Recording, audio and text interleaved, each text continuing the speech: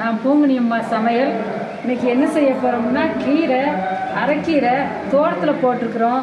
எங்கள் பையன் காலையில் தோட்டத்துக்கு போச்சு, கீரை பிடிக்கிட்டு வந்தாங்க. அதனால் அந்த கீரை இன்னைக்கு நல்லா கை பார்த்து இதில் நல்ல மருத்துவ குணம்லாம் இருக்குது. அரைக்கீரைங்க வாரத்தில் ஒரு முறை பசங்களுக்கு செஞ்சு கொடுக்கலாம், நல்லா இருக்கும். கீரைன்னு நம்ம இதான் சாப்பாடை அது கீரை சாப்பாடு பிள்ளைகளுக்கு நம்மளே பெரிய ஆட்களே நல்லா சாப்பிட்லாம். கீரையில் அவ்வளோ ஒரு மருத்துவ குணம் இருக்குது. கீரை நல்லா பூச்சி இல்லாமல் ஓட்டைகள் இருக்காமல் நல்லா இப்படி அரிஞ்சு கை பார்த்து கீரையை கடைஞ்சி இந்த இப்படி தூசிலாம் இருக்கும், அதனால் வெளிச்சத்தில் வச்சு நல்லா கை வைக்கணும். இந்த இப்படி ஓட்டை இலை இருக்கக்கூடாது. இப்படி ஓட்டை இருந்தால் அது புழு வரிச்சிருக்கும், அதில் டேஸ்ட்டு கிடையாது, அது போடக்கூடாது. இது தோட்டத்தில் போட்டு எங்கள் பையன் எடுத்து வந்தாங்க. இன்றைக்கி கீரை சாப்பாடு, கீரை வச்சு முட்டை பொரித்து ரசம் வச்சு சாப்பாடு, அப்பளமும் பொரிச்சிக்கலாம்.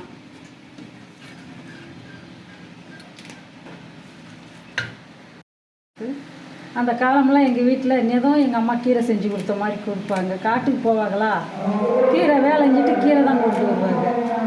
கொண்டு கீரை, ஆனால் அந்த கீரையை நைட்டு சாப்பிடக்கூடாதுன்னு இப்போ அந்த காலம்லாம் அம்மாவுக்கு கஷ்டப்பட்ட காலம் நைட்டு செஞ்சு கொடுத்துருக்காங்க, கீரையோடைய சாப்பிட்டுருக்கோம்.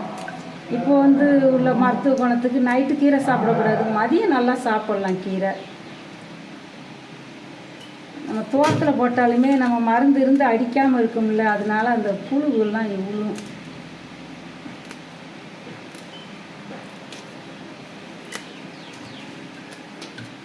நல்லா சுத்தமாக கை பார்த்து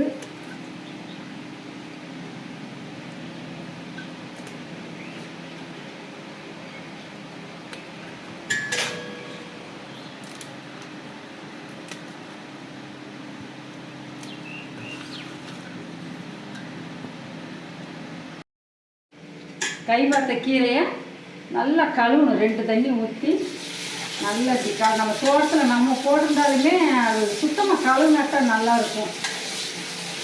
இது நல்லா 2 முறை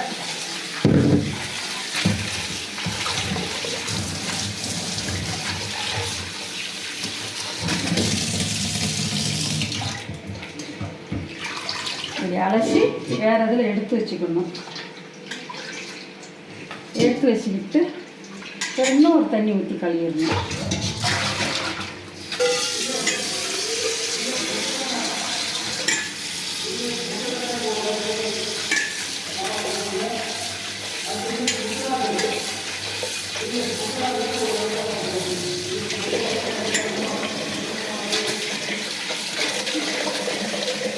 அப்படி நல்லா சுத்தமாக கழுவிட்டு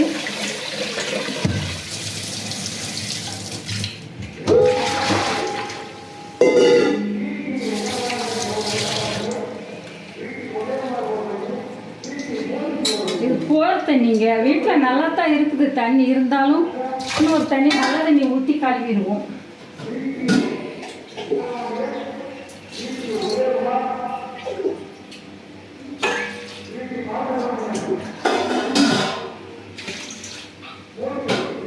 கீரை மஞ்சட்டியில் கீரை கடைஞ்சா அவ்வளோ சூப்பர் நல்லா இருக்கும். மஞ்சட்டியில் கடையிற கீரை நீங்கள் ஏற்கனவே கீரைக்காக ஒரு மண்சட்டி வாங்கி வச்சுக்கோங்க, நல்லா இருக்கும் கீரை. நாங்களாம் அந்த காலம் சின்ன பிள்ளைங்க எங்கள் அம்மா எல்லாமே மண்சட்டிலாம் சாப்பாடு தண்ணி எடுத்து வைக்கிறது கூட மண்சட்டியில் மண்பானையில் எடுத்து வைப்பாங்க. இப்போ தான் எல்லாம் மண்பானையே எதுவுமே இல்லை. அதனால் கீரை கடையினாலும் மண்பானை ஒரு சட்டி எடுத்து வச்சுக்கோங்க.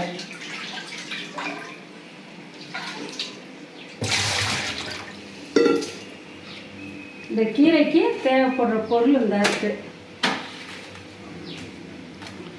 தக்காளி 3 பழம் போடுங்க.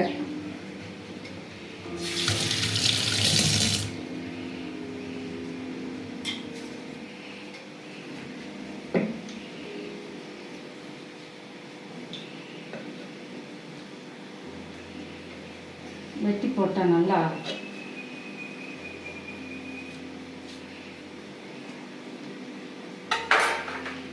பருப்பு வந்து பாசிப்பருப்பு போட்டிங்கன்னா நல்லா இருக்கும். கொஞ்சம் கீரை வந்து வலுவலுப்பாக இருக்காது.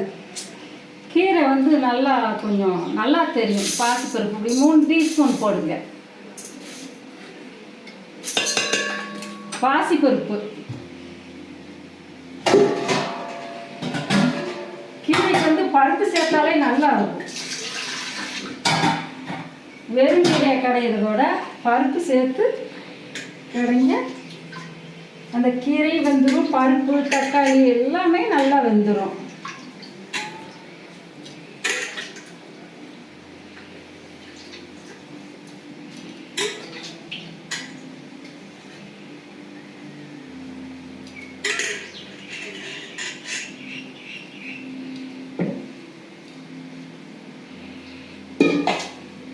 மூணு பச்சை மிளகா, 4 மிளகா போடுறேங்க.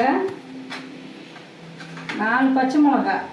ரொம்ப போட்டாலும் கீரைக்கு வந்து மிளகா ரொம்ப சேர்க்கக்கூடாது, எரிச்சி கிடக்கும். அதனால தாலி கீழே வத்தல் போட்டுக்கலாம். இந்த வெங்காயம் ஏற்கனவே நல்லா அலசி தோல் உரித்து வச்சுருக்கிறேன், இதை போடலாம். இப்போ தண்ணி தேவையான தண்ணி ஊற்றிக்கணும். இந்த கீரை நல்லா சத்து, இப்படி சாப்பிட்டோம்னா வாரம் ஒரு முறை வச்சு சாப்பிடணும்.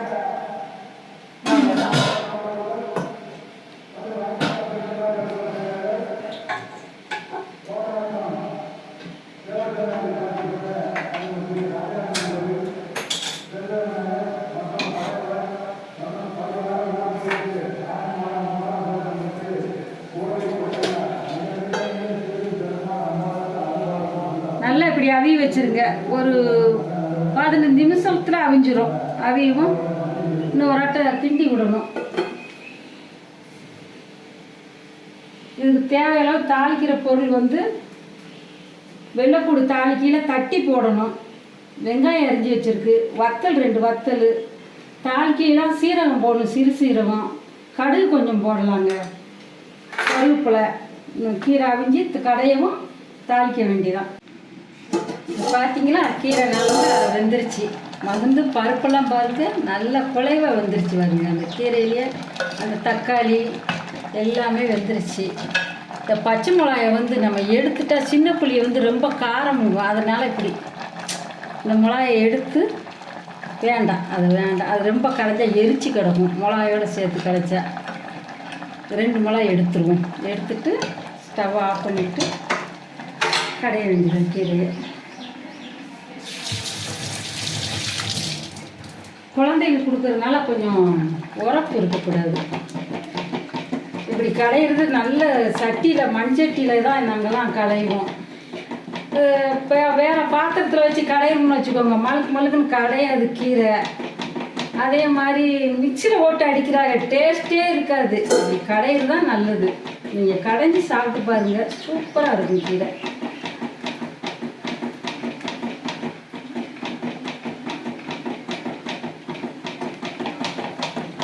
நல்லா ஒரு மண்சட்டி வாங்கி வச்சு கீரை இப்படி கடைஞ்சிக்கோங்க. கடையெல்லாம் கஷ்டமாக இருக்காது. லேசாக மண்சட்டி வந்து உங்களுக்கு கஷ்டம் இல்லாமல் கடையலாம். நம்ம வந்து இப்போ சில பாத்திரத்தில் வந்து கடையவே முடியாது, வழுக்கு வழுக்குன்னு ஒரு பக்கம் ஓடும் கீரை, கையெல்லாம் தெரிக்கும். இது கையே தெரிக்காது, வெக்கையும் வராது, நல்லா இருக்கும். தேவையான உப்பு போட்டுக்கணுங்க. உப்பு போட்டு இவ்வளோ கீரைக்கு இவ்வளோ உப்பு போதும். உப்பு வந்து ரொம்ப போட்டாலும் கடுத்து கிடக்கும். உப்பு வந்து போதும்.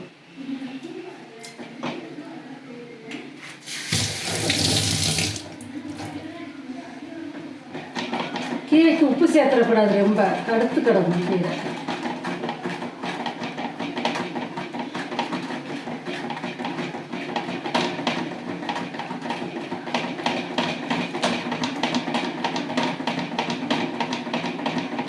எங்கள் பசங்கள்லாம் சின்ன குழந்தையிலே இப்படி கடைஞ்சி வச்சுருக்கோம், கிண்ணத்தில் அள்ளி அவ்வளோவாட்டி சாப்பிடுங்க. இப்படி கடைஞ்சி கொடுத்தா டேஸ்ட்டாக இருக்கும்.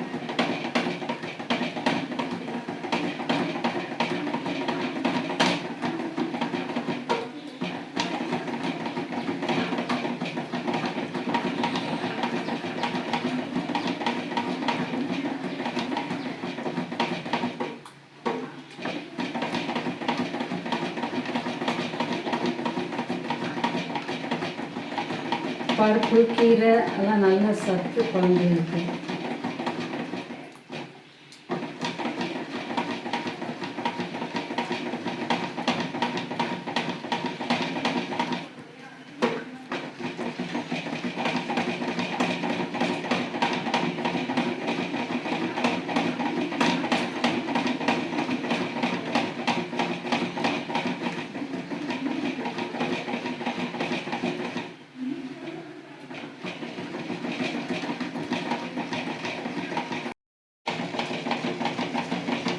இந்த நல்லா கடைப்பட்டுச்சு பாருங்க கீரை, கடையவும் தாளிக்க வேண்டியதான். இதா நல்லா கடைஞ்சிருச்சு கீழே.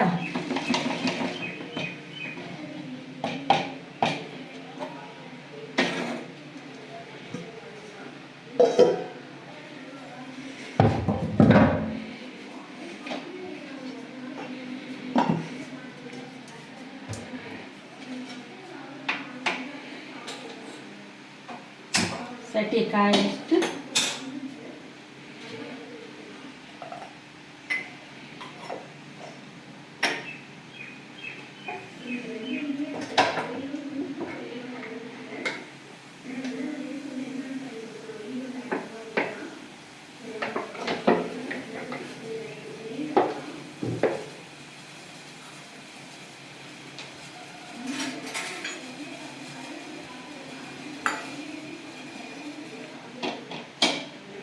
கீரைக்கு ரொம்பலாம் எண்ணெய் தேவைப்படாதுங்க, கம்மியாக ஊற்றினா போதும் எண்ணெய்.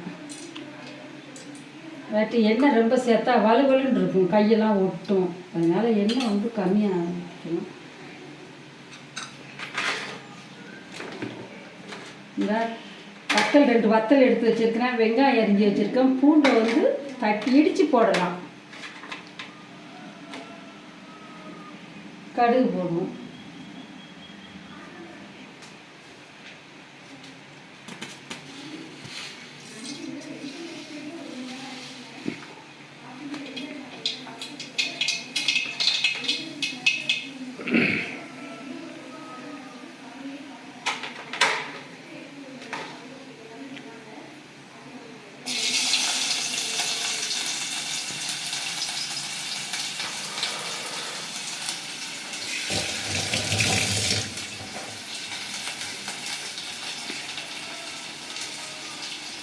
கருவேப்பிலையில் ரொம்ப போட வேண்டாம், கம்மியாக போடுங்க. கீரைக்கு வந்து கம்மியாக போட்டால் போதும்.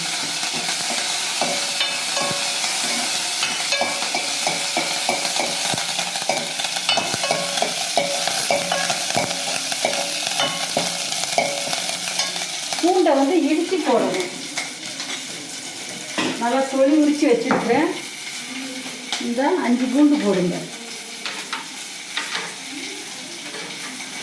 5 பூண்டு இடித்து போட்டிங்கன்னா நல்லா வாசம் நல்லா வரும்.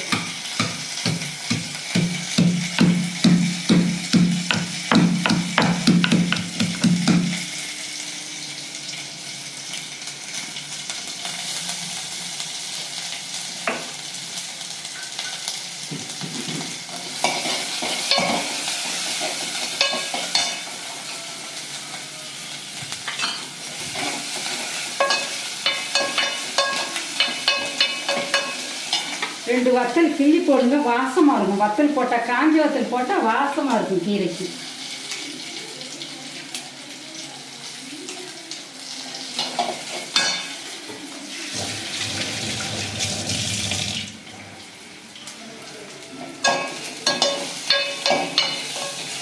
நல்லா பொன்னரமாக வந்துடுச்சா, 10 கிலோ இப்படி தான் வறுக்கணும்.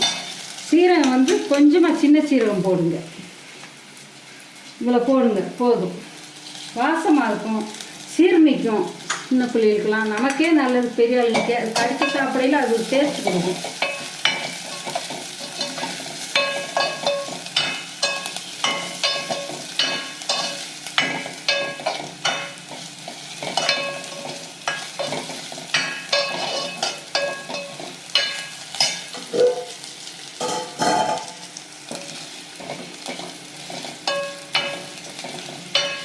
நல்லா வதங்கிடுச்சா, பூண்டு நல்லா வெந்துருச்சு. அந்த ஊற்றுற எண்ணெயிலேயே, எண்ணெய் ரொம்ப எல்லாம் சேர்க்கக்கூடாது, கம்மியாக தான். எண்ணெய் ரொம்ப ஊற்றினா தான் இதெல்லாம் கருகாமல் இருக்கும், அப்படிலாம் ஒரு கணக்கு இல்லை. இப்படி வச்சாலே போதும். இந்த பொன்னரமாக வந்துச்சா கீரையை எடுத்து ஊற்று.